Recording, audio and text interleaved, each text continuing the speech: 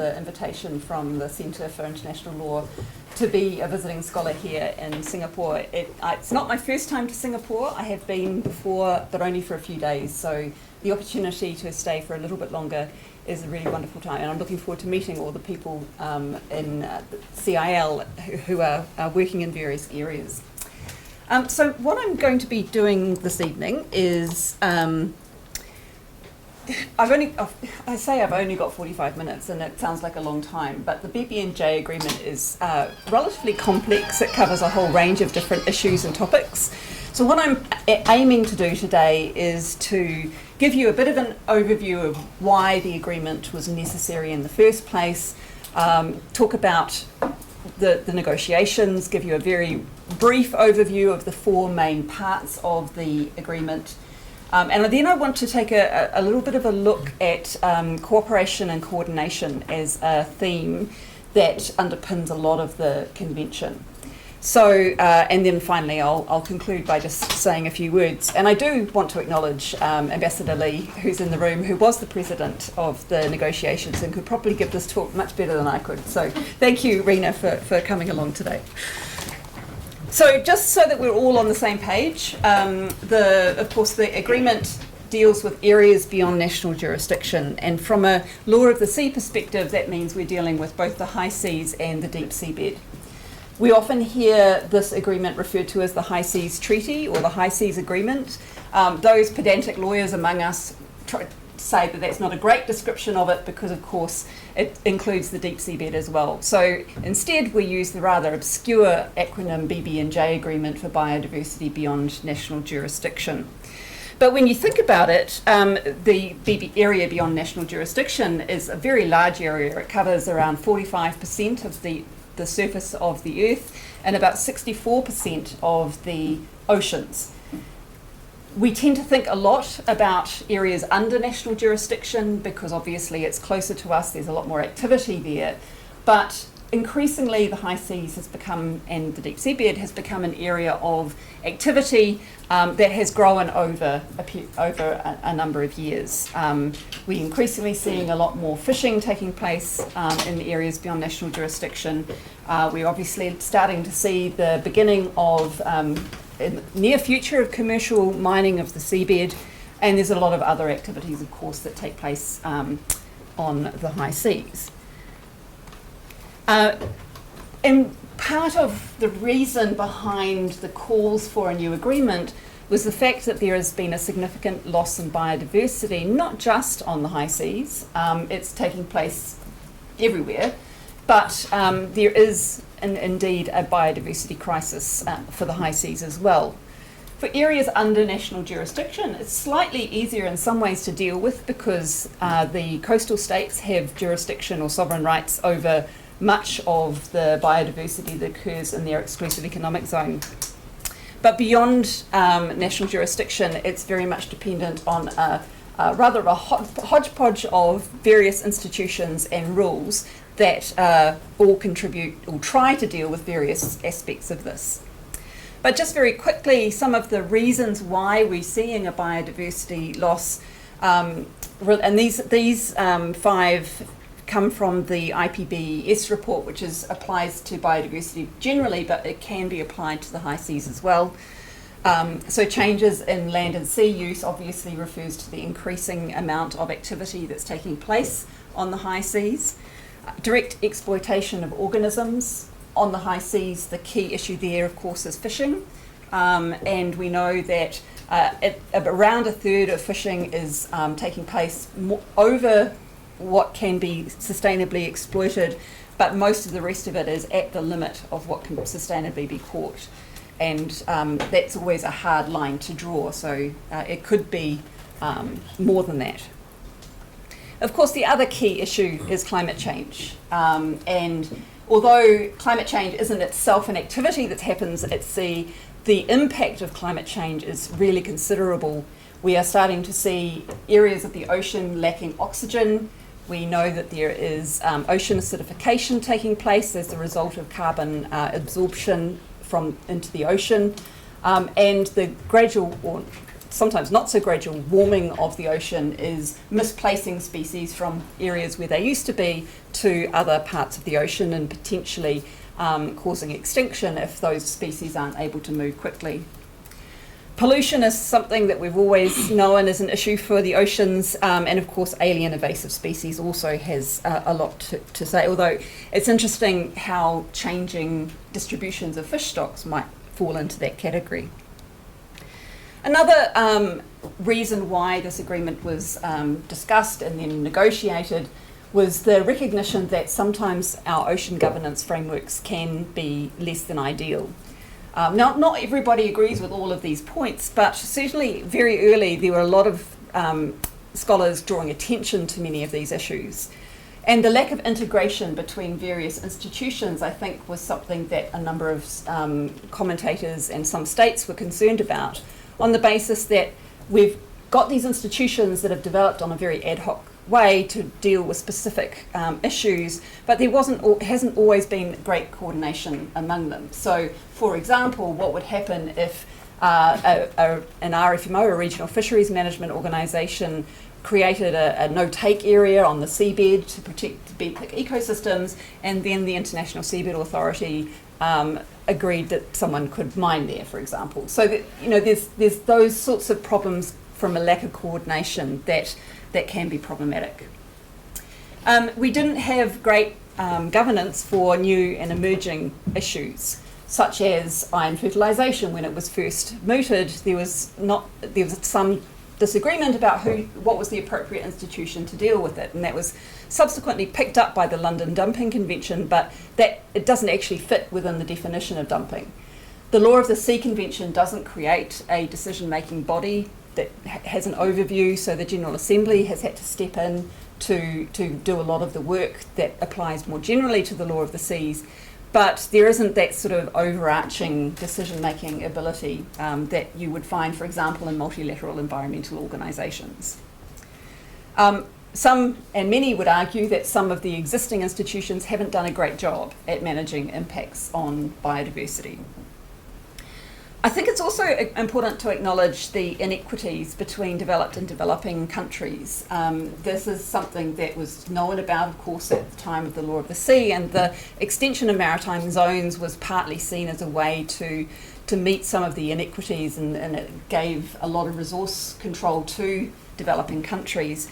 But subsequently, there's been a real concern that due to a lack of capacity, many developing countries haven't been able to participate in the economic gains that could be achieved.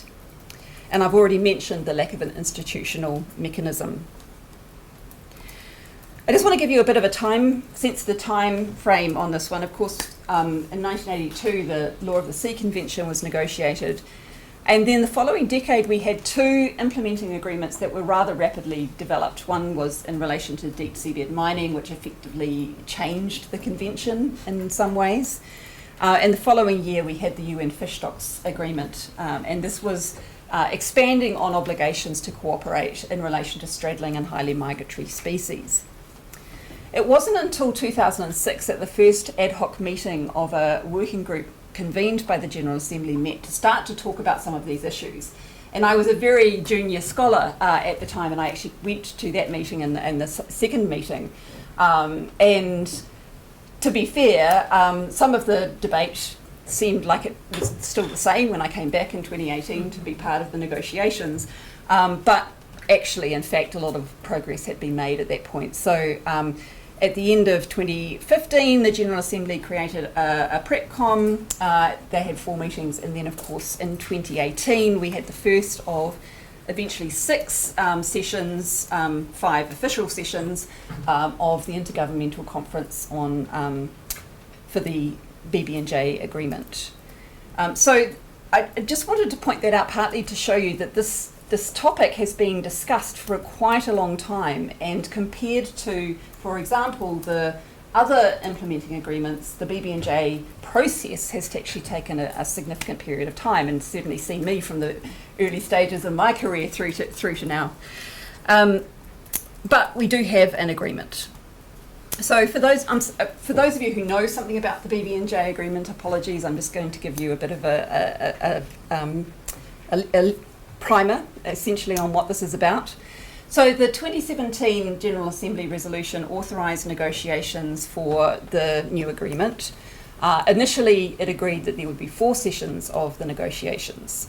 And there was a package of 4 elements that was actually agreed back in 2011. These were marine genetic resources and the sharing of benefits, area-based management tools, including marine protected areas, environmental impact assessments, and capacity building and the transfer of marine technology. Very important part of that resolution was the instruction that the process and the agreement should not undermine existing relevant legal instruments and frameworks and relevant global, regional and sectoral bodies, which are sometimes referred to as IFBs for instruments, frameworks and bodies. So apologies, there are a lot of acronyms floating around, and there probably will be more by the time I get to the end of the presentation. I wasn't planning on Rena being here, but she features at the centre. This was a photograph that was taken in the very last session, at the very last day of the negotiations. And this was sort of the last hours of the negotiation, if you like, which started at 10 a.m. on Friday morning and lasted to about 9 or 10 at night on Saturday. And I like this photo because I think it gives you a sense of the real effort and energy that was needed to bring the negotiations to a conclusion. And I think many people, even in the last few hours, were worried that this may not even get done. So even after having 6 sessions, this came down to the last few hours. But we made it, and the text was formally adopted by the General Assembly in 2023. Before I get into the substance, I just want to touch on 2 issues that really, I think, affected the negotiations quite significantly. And the first one is the debate over principles, and primarily the debate around the common heritage of mankind/humankind. It's the common heritage of mankind in the Convention, which of course is the basis for sharing of benefits from the deep seabed mining regime. Developing countries initially tried to argue that the living resources of the seabed were common heritage of mankind, but quite quickly that there was an agreement that we needed to talk about all genetic resources from all parts of the areas beyond national jurisdiction. But despite the fact that the agreement provided for benefit sharing to be part of the agreement, we didn't get agreement on whether or not the principle of common heritage of humankind should be included. And there were various ways to try and deal with that for a while. The focus was on getting the benefit sharing regime sorted out, and the developed world said, well, we don't need the common heritage of humankind, but the G77 in China made it very clear that including common heritage of humankind was really important to them. And actually one of the last compromises in the last few hours was how to bring that into the Convention. So the principle of the common heritage of humankind, updated now from the mankind idea, was included in the principles of the agreement. But it was balanced by, from the developed country perspective, the principle of the freedom of marine scientific research, together with other freedoms of the high seas. So this was something that I think was very important to developing countries, because they felt, I think, that the developed world were perhaps trying to wriggle out of something that they really felt very strongly about. The other debate was about not undermining, and this was a real challenge because a lot of the substantive areas overlap with areas that are managed by other instruments and frameworks. So the General Assembly said that the outcome should not undermine. That's brought forward into Article 5 of the agreement, which says, again, that shall be interpreted and applied in a manner that does not undermine relevant IFBs. But there's also additional language which talks about promoting coherence and coordination among those bodies. So yes, there was a big focus on the undermining issue, but it was balanced by the idea that the BBNJ should play a coordination role, coming back to one of those issues that I mentioned early in my talk. So just to give you a very general sense, if you're not a law of the sea person, there are a lot of various IFBs that could potentially be relevant to the work of the BBNJ agreement. So working out how to manage that intersection was very, very important and played a big role, particularly in the areas around area-based management tools and environmental impact assessment. So, for example, some of the questions that arose during the negotiations were, what do we do about fisheries? Are they covered by the agreement or not? Another issue in relation to ABMTs was, well, can you create an area-based management tool or a marine protected area in relation to something that is managed by an organisation? How far can the COP go in creating measures or even establishing marine protected areas in that case? And in the relation to environmental impact assessment, what do we do about other organisations that have activities that might impact on the ocean? Do they need to comply with the provisions of EIA, for example? So that just gives you a bit of a sense, and I'll come back to this issue when I talk about coordination and cooperation. So the first thing about the agreement that I want to emphasise is that this agreement has created a significant, or will create, quite an institutional framework. So much of it is familiar if you're familiar with multilateral environmental agreements, so the idea of a COP, Conference of the Parties, a secretariat, a scientific and technical body. All of those are very familiar to those in the international environmental world. The existence of a clearinghouse mechanism is something that the Convention on Biological Diversity has and was included in the agreement and plays a very important role in disseminating information among the parties to the agreement. The financial mechanism I'll come back to. This was obviously a very important issue for developing countries, and again, how finance would work was a key issue that was not negotiated and finalised until the very end of the negotiations. There are also committees created for the marine genetic resources part, for access and benefit sharing, and also for capacity building and transfer of marine technology. And I think these were pushed for by the developing world because they wanted some reassurance that the developed states would meet their obligations under the agreement. And then there's an implementation and compliance committee. So if you take a step back and look at states that are trying to implement and participate in this, it's going to be a relatively expensive agreement to operate, because that's a lot of different committees and mechanisms that are going to have to be established. Right, so very, very quickly, marine genetic resources. So one of the issues here was how to ensure that information about marine genetic resources collected from areas beyond national jurisdiction would be shared with other parties. So there is now a requirement when, once this comes into force, there will be a requirement for scientists who are going out to collect organisms to provide a notification to the clearinghouse mechanism, which will then provide a batch number, which will then essentially accompany the use of that resource and information about that resource as it is used and developed. There's a huge emphasis on transparency, and so the location and digital sequence information generated from those samples are expected to be freely available. Now, of course, one of the key issues here was benefit sharing, and the developed world wanted to restrict benefit sharing to non-monetary benefit sharing in terms of capacity building for research and things like that. But on the other hand, the developing world was equally determined that monetary benefit sharing should be included. And there was a lot of discussion around intellectual property, so how you might share benefits in a way that was consistent with intellectual property, And so there were various proposals such as royalties, access fees and things like that.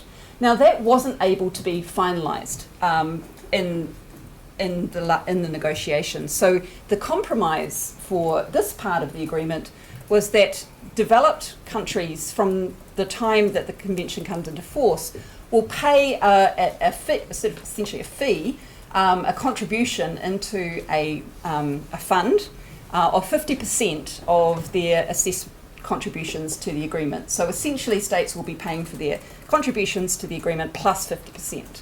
And that money goes into a fund that can be used for a number of purposes, but particularly, at least in the short term, I think, for helping developing countries implement and their obligations under the convention. And there is, as I mentioned, there is a benefit sharing committee that will provide oversight and feedback to make sure that states are doing what they need to do, but also making proposals for future issues to be resolved. Area-based management tools, including marine protected areas. Clearly at the moment we don't have a number of MPAs on the high seas. There are some sectoral bodies that have created some. But so the agreement establishes a process by which states can make proposals for ABMTs or MPAs on in areas beyond national jurisdiction.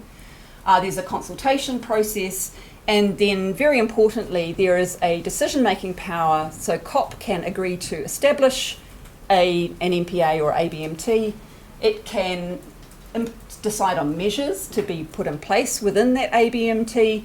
However, where there is another body, IFB, which has competence over those areas, the COP can make complementary measures, but it can't override the measures for the IFB, but it can make recommendations. So it can make recommendations that other bodies might want to adopt certain measures.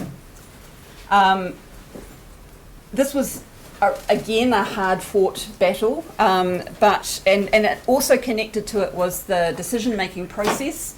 Some states wanted a consensus-based decision-making process, but most states really preferred a majority decision-making, three-quarter majority, to establish an area-based management tool. But there is also a provision allowing for states to opt out if they disagree with the decision of the majority.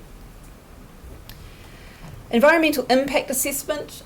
This was essentially expanding on or building on Article 206 of the Law of the Sea Convention, which does require states to undertake environmental impact assessment where there is an activity that may cause substantial pollution of or significant and harmful changes to the marine environment. Now, there's a general sense that that hasn't been as faithfully observed as it should be, and so part of the idea behind this part of the agreement was to set out a process so that states know what they have to do before they undertake or authorise activities on the high seas.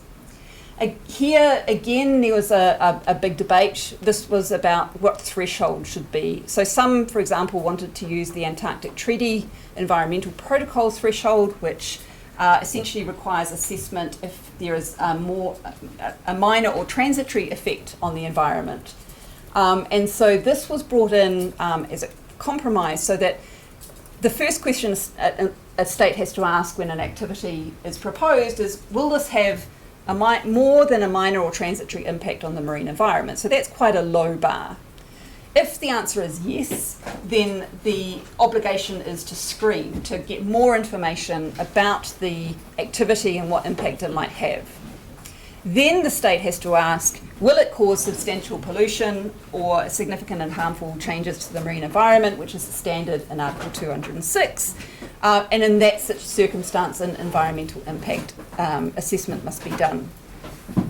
Now, there's a lot of process around this. It requires notification and an opportunity to provide feedback. But the decision to authorise the activity is made by the state itself. But there is also opportunities for states to provide comment or call in by the scientific and technical body, as well as a requirement to undertake monitoring and reporting of the impacts on the environment. Now, I have to say that even though I was there for a lot of the negotiations, I have had some concerns about the onerous aspect of this process. I think it's actually quite a lot more onerous than many processes in relation to environmental impact assessment, but much of that detail and requirements were put in by states concerned that states were not adequately assessing the impact on the marine environment. And so it was really an effort for greater accountability, if you like, in relation to these sorts of activities. Capacity building and the transfer of marine technology. Again, fairly clear division between developed and developing countries in this area. Developing countries were very keen for an obligation, a mandatory obligation to provide capacity building. Developed countries were not that keen for a mandatory obligation, and they wanted it to, not require particular commitments in terms of money. Instead, now the compromise was that there is an obligation to provide capacity building within capabilities, essentially, and of course it's up to each individual state to determine what those capabilities are. I think that the establishment of a committee that has authority to look into this area and look at what's happening around various parties is possibly the best way, and is going to be much more provide a lot more impetus and accountability than might otherwise have happened.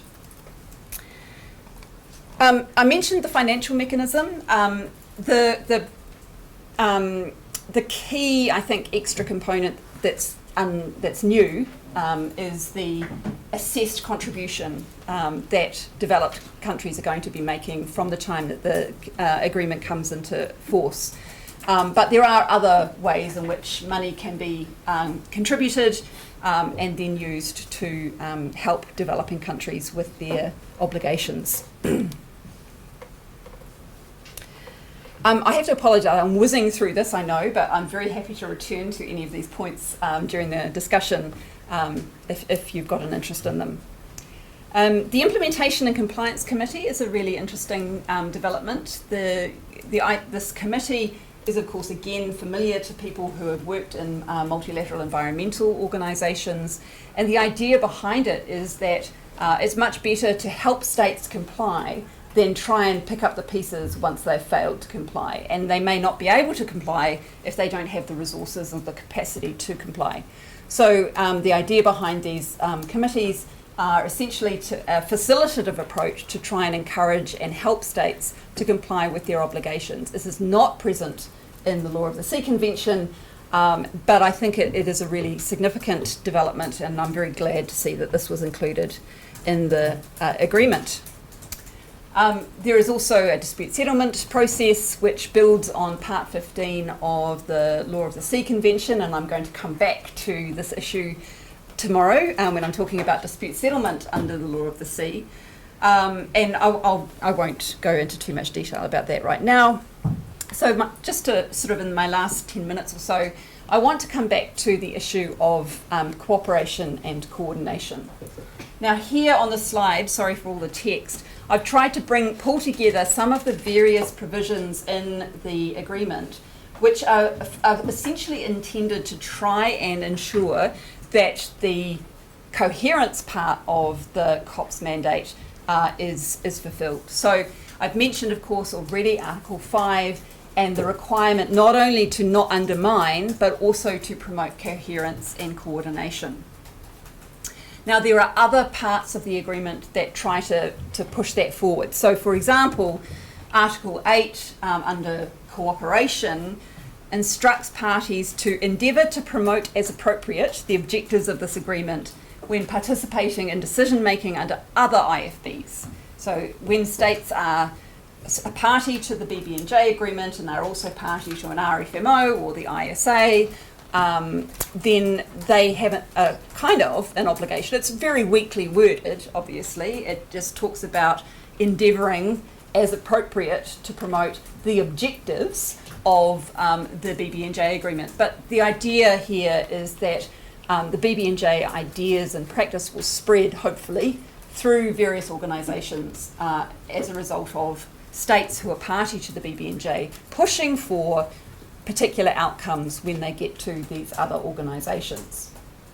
And I have to say, I think this is one of the ways in which the UN Fish Stocks Agreement has had such significant influence. So a similar issue, well, it wasn't expressly stated in the UN Fish Stocks Agreement, but essentially what happened after that was, although it didn't come into force for quite a long time, states that had signed or ratified the Fish Stocks Agreement went to RFMOs and kind of insisted that the RFMO comply with the standards that are set out in the Fish Stocks Agreement.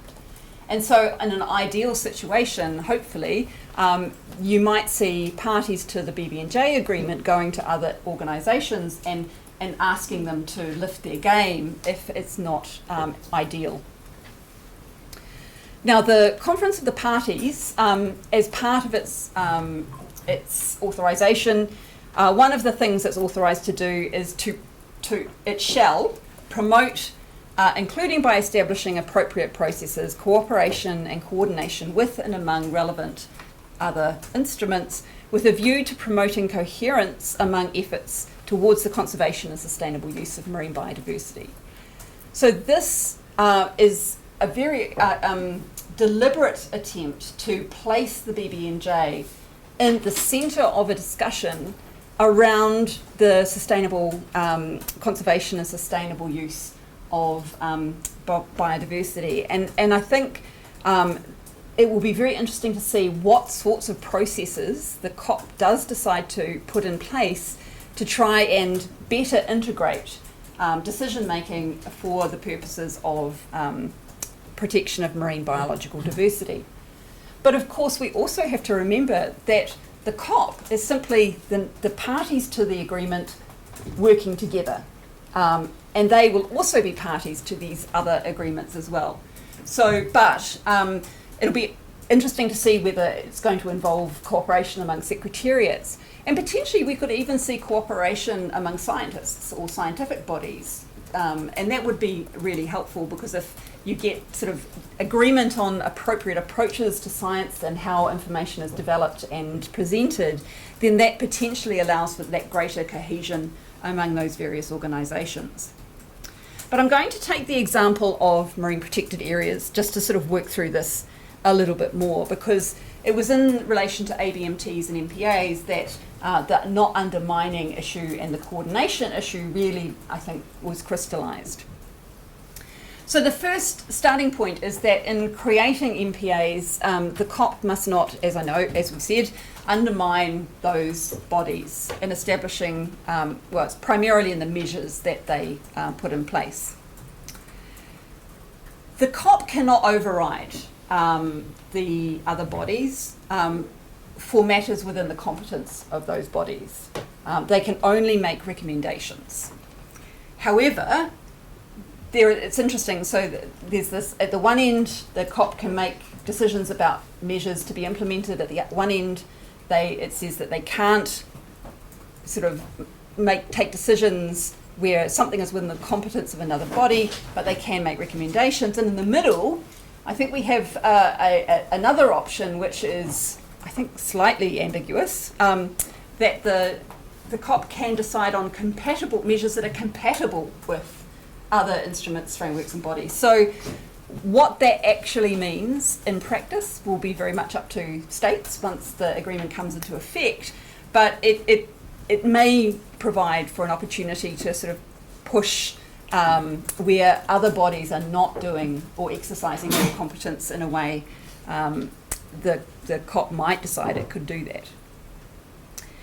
that. Again, emphasis on cooperation and coordination, but interestingly, there's an obligation on states that are party to the BBNJ to promote the adoption of measures to support implementation of COP decisions and recommendations. So that's going to be interesting to see how that will work, because I think the idea here is that, let's say the COP decides to establish a marine protected area, and it recommends that regional fisheries management organisations need to take particular matters, then the implication is that the state that is party to the RFMO as well must go along and promote the adoption potentially of those measures or something relatively similar. And that's a really interesting, I think, obligation, and it'll be very important to see how that's actually put into practice. And also, interestingly enough, and I think this is, I think it's stating the obvious, but there is also an express instruction that states that are not party to those IFBs are not excused from an obligation to cooperate in the conservation and sustainable use of biodiversity. So if another IFB puts in place certain measures, there's this idea that you still have to cooperate. So I don't think that goes as far as saying that you have to follow the measures, but I think it's trying to get down that road. They're trying to say, you should think about cooperating with them. So in practice, let's say, for example, a state or a group of states wants to establish a marine protected area on the high seas. The Convention on Biological Diversity may have identified it already as an ecologically or biologically sensitive area. And there's a whole range of different activities that are happening in that area, shipping, fishing, dumping, a whole range of things. And they want to prevent discharges or dumping of any type from any vessels, measures to avoid collision with marine mammals, restrictions on fishing gear, and potentially limitations on any new uses of the ocean that have the possibility of causing harm to that particular area. So when you think about that, you start thinking about a whole range of organisations. So you've got the Whaling Commission, the International Seabed Authority, you might have a regional seas agreement in place, the IMO, RFMOs, and of course there's the CBD, which has declared that it's an ecologically and biologically sensitive organisation. So now what's happening is the BBNJ is sort of coming into the middle of all of this, and it can't force each of those individual IFBs to adopt a particular measure because it doesn't have that power. But through its cooperation and coordination function, potentially it can get those organisations together to try and address the issue. Or at the very least, there are going to be connections from states that are party to the BBNJ. So let's just say there's 3 states. We have State A as party to the BBNJ, the CBD and the IMO. State B is party to an RFMO, CBD, IMO, but not BBNJ. And then State C is party to the RFMO and the BBNJ. So we've got quite a web of sort of different affiliations and obligations here.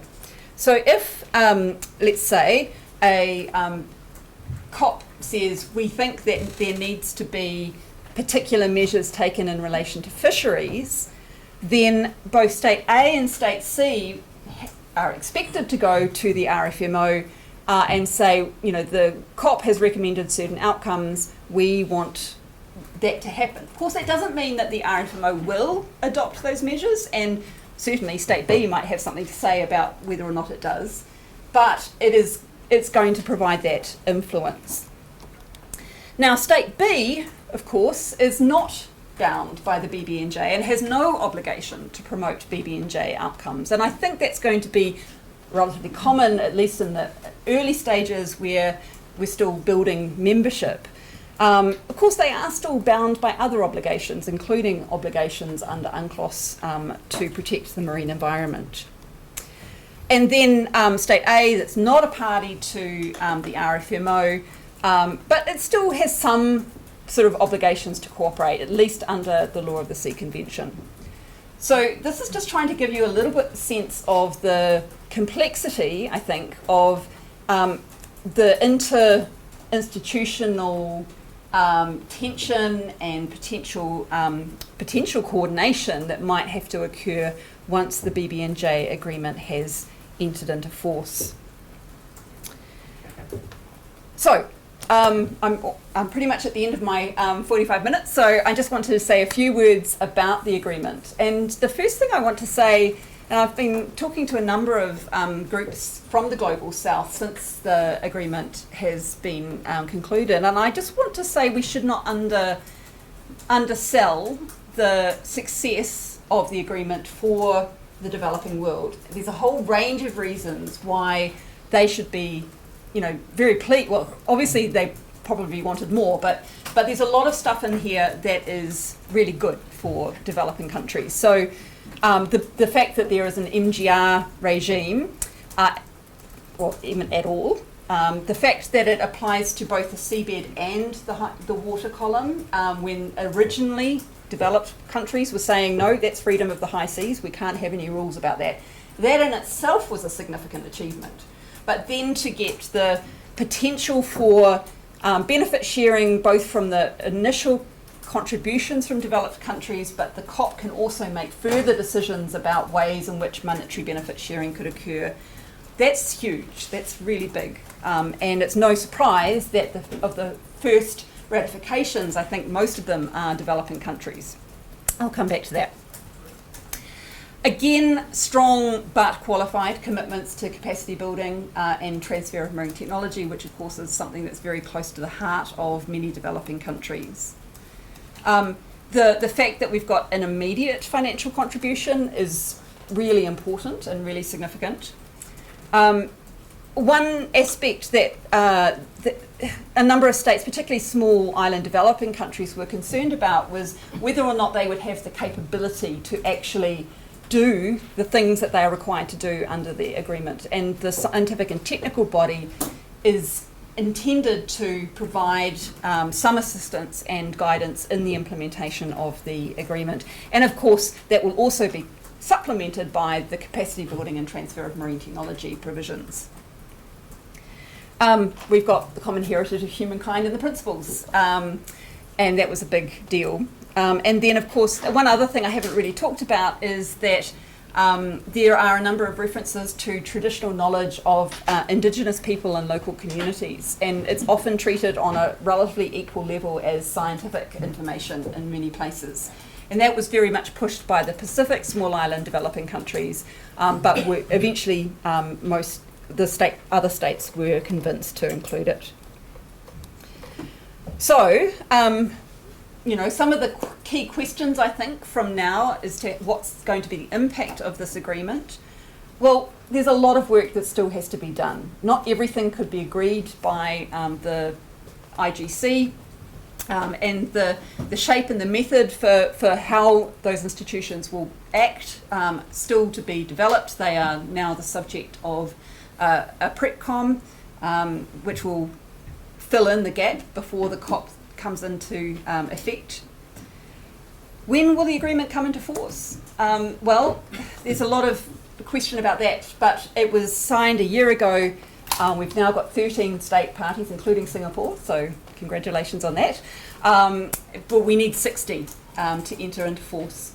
Now, when the EU, and the EU has indicated that it will ratify the convention, that will obviously give a big boost, but that will still require after that another 20 ratifications. So I'm actually thinking it might not be too long. I don't think we're going to be waiting for another 5 years. A lot of that has to do with, I think, an impetus from developing countries to sign up because of the advantages. I think what is going to be really important is whether the big ocean user states ratify the convention. So the states that are doing research into marine genetic resources, states that are doing a lot of activities on the high seas.